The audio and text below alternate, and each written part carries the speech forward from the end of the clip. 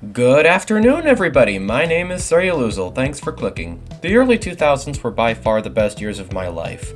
These year ranges have dropped some of the greatest and most unforgettable movies of all time. Even though I loved the FNAF movie from last year, I can say with a whole heart that these movies are superior examples that consist of Incredibles. We don't talk about 2018 or 2024. Monsters Inc. that had a very enjoyable prequel. We don't even need to talk about why Shrek was peak. Better out than in, I always say. Kung Fu Panda 1 and 2. The third and fourth were alright, and Metro Man, instead of being the kind hero who defends 24/7, he gets bored of his role and wanted to do something else with his life, and tries to follow a different path by faking his death. And the real villain was someone no one expected at the time, some random assistant cameraman with nothing good going on in his life, and has an utter failure of a crush for the Lois Lane of the film, Roxanne. Sorry guys, I had to. The cameraman gets superpowers and they corrupt him to become a merciless tyrant. It was such an interesting film that captivated me as a child, and it's by far a movie that should be in my top 10, maybe even 20. Now, what exactly happened after these films occurred? Well, the truth of the matter is that these developers respectfully choose not to just make films for clout, which is why some of these sequels took so long to come out. And none of these inferior follow-ups are anywhere near as bad or boring as Megamind 2. Oops, sorry, I meant Megamind versus the Doom Syndicate. And was this film good in any way? No, absolutely not. I'm not gonna say that the film sucks or anything, because that's what a lot of people are saying, but I just wanted to review this film in a different way. It's so unbelievably boring. The animation and writing just has way less passion, and even if we were to exclude that point, the plot, climax, and the in-betweens and the new characters were all so mid to the point where I was actually trying not to fall asleep while watching. Oh yeah, it got that bad.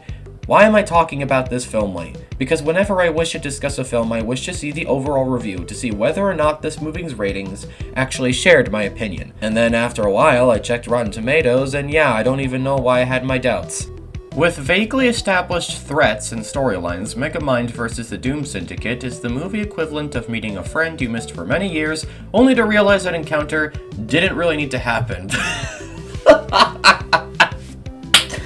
Yeah, that is very accurate. 2 out of 10. Megamind vs. the Doom Syndicate plays like a surface-level made-for-television movie. The goal is clearly to transition viewers over to the franchise's new animated series. 3 out of 10. You know what? I absolutely agree with that now. Megamind vs. the Doom Syndicate is a largely forgettable follow-up to one of DreamWorks' most fondly remembered films, which offers an uneventful plot, caricatures? Never heard of that word before. Of new characters, and not much else. Yep, pretty much. 3.5 out of 10. Yeah, even though this movie was made by the same creators as the original, somehow they made the most boring sequel I have ever seen. Maybe more boring than Mulan 2 or Frozen 2. Looks like we burning some bridges tonight, bitch! Fish gang get in their fish tank.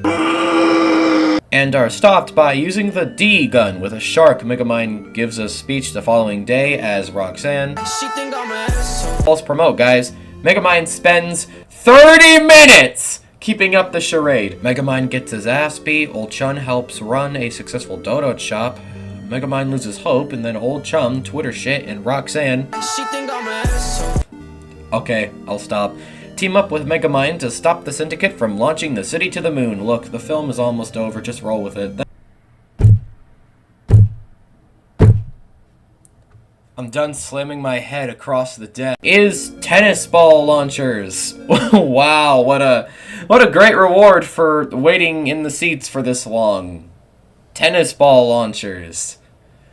Ugh, I hate this movie. Megamind beats them with Home Alone shenanigans instead of using cool mechanical weapons or inventions that he's known for, and I don't even care about the cloaking device used on Nighty Night or whatever his name is. That was way too boring because of how much it was already used.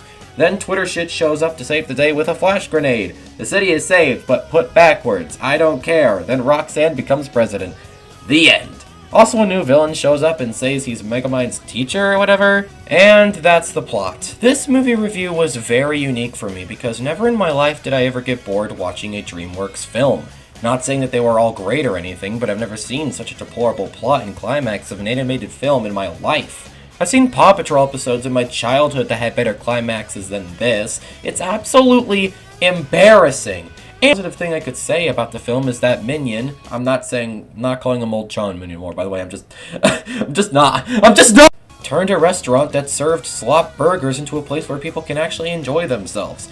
Other than that, I couldn't find anything in this film that actually gave me traces of the Megamind I used to enjoy. I couldn't find anything remotely entertaining. Just like Thesis' ship, everything that was good about the original was replaced and is now just the ship by name. And Megamind 2 is the perfect example of an important lesson. Sometimes a great film doesn't need a sequel. Thank you so much for watching. Never did I think I would be almost falling asleep while watching a Megamind movie, but here we are. If you liked this video, make sure to hit the sub button as we reach to hit 10k subs by the end of the year. If you liked the content in any way, shape, or form, be sure to like or comment on this video so it can reach more people. You alone can indeed make a difference. I stream and or make shorts often if you want said content at a faster pace. Take care now. Love y'all.